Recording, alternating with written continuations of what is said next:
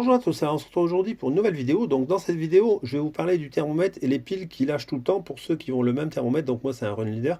On n'a pas possibilité d'allumer ou d'éteindre le thermomètre. Donc c'est bien embêtant puisque les piles lâchent constamment.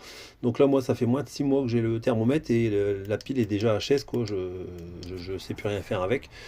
Contrairement au contour où lui il y a un bouton pour l'allumer et après si on veut l'éteindre, on appuie sur les deux boutons et ça s'éteint. Voilà. Donc je n'ai pas compris pourquoi ils n'ont pas fait le même principe sur le thermomètre, puisque en fait il y a deux boutons également, donc ça aurait pu être programmé. Bref, enfin, on va essayer de remédier au problème. Donc moi pour ce faire, je vais prendre ces petits boîtiers là. Donc ça vous en trouvez sur AliExpress, j'essaierai de vous mettre le lien dans la description. Donc c'est un petit boîtier qui permet de déporter la pile CR2032 de mémoire.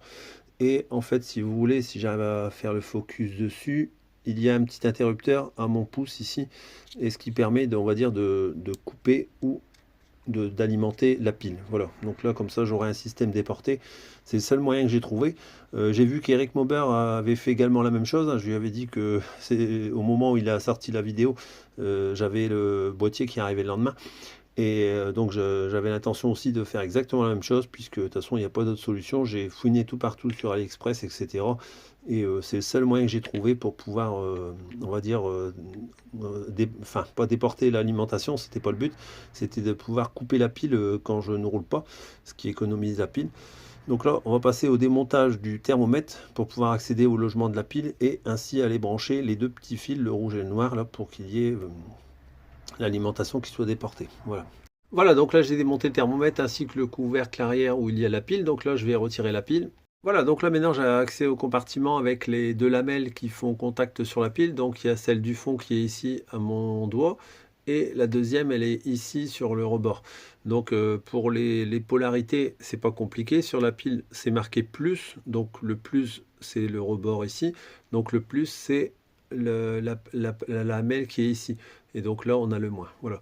Donc là, moi, ce que je vais faire, c'est que je vais venir souder les deux fils, on va dire le plus et le moins, ici dans le couvercle, tout en passant à travers le couvercle. Donc je vais faire deux petits trous dans le couvercle pour venir passer les fils dedans. Voilà. Bon, voilà, donc là, j'ai percé deux petits trous dans le couvercle, hein. J'ai un petit peu retiré la bordure intérieure pour dire qu'en fait, ça passe juste en dessous de mon support de thermomètre. Et j'y ai inséré les deux câbles, hein, proprement. Vous voyez, j'ai fait vraiment deux petits trous de rien du tout. Et en fait, les trous, ils vont passer, le support de thermomètre, il passe juste au-dessus. Comme ça dérange pas. Donc je l'ai fait volontairement à cet endroit-là pour moi, par rapport au montage que j'y avais effectué. Donc là, j'ai raccourci également les deux câbles. Et puis là, maintenant, je vais essayer de les étamer sur les lamelles du thermomètre. Voilà, donc je suis venu poncer les petites lames qui servent de contact pour bien faire accrocher l'étain. Ensuite, j'ai étamé les deux petites lamelles qui servent de contact. Et j'ai également étamé les deux fils de cuivre. Et ensuite, je suis venu souder l'ensemble sur les deux pattes comme ceci, comme vous pouvez voir. Donc là, vous voyez, ça ne bougera plus. Donc là, ça tient. Je ne vais pas tirer comme un bourrin, bien sûr, mais vous voyez, je tire dessus, ça ne bouge pas, hein. C'est-à-dire ça c'est maintenu, vous voyez, ça bougera plus. Voilà, donc là je vais voir, je vais peut-être mettre un petit peu de vernis ou un truc comme ça pour isoler, et puis ce sera bien comme ça. Donc là, avant de mettre le vernis, je vais tester que le branchement est bon. Donc là, j'y ai inséré la pile dans le boîtier prévu à cet effet. Je referme le boîtier, voilà, donc là il est refermé. Donc là, je vais le mettre sur off. Donc là, je l'ai mis sur off. Le thermomètre est éteint. Je vais actionner le bouton en essayant de vous le faire voir en même temps. Voilà, le thermomètre s'allume.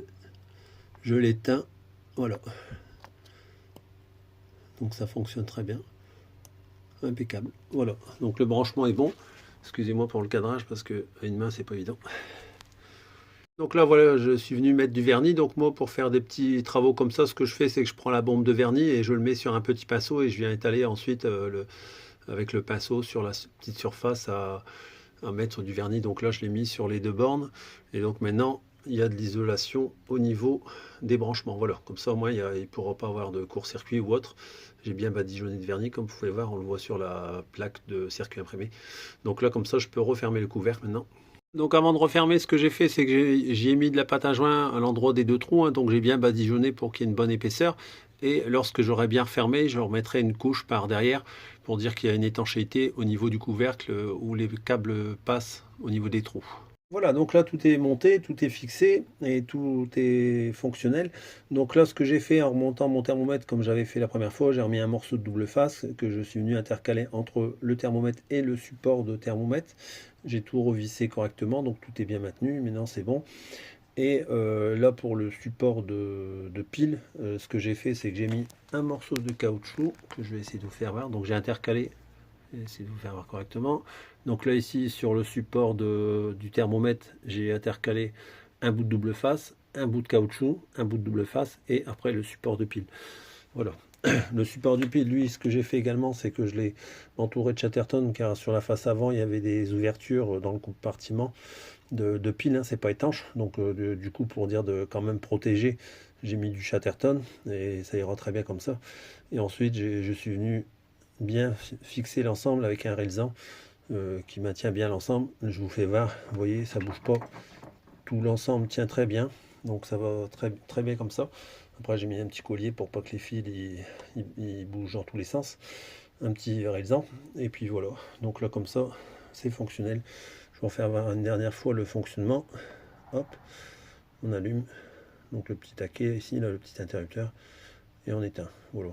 Donc comme ça, au moins, c'est fonctionnel et j'aurai pas les piles qui vont se griller tous les 5 minutes. Voilà. Donc là maintenant, on va repartir sur le moteur pour continuer les réglages de la 103 MVL, hein, comme vous avez pu voir sur la vidéo quand j'ai présenté la poulie Doppler. Donc là, dans la prochaine vidéo sur la 103 MVL, ce sera les réglages moteurs. Voilà, donc je vous souhaite à tous une bonne soirée et à bientôt pour une nouvelle vidéo.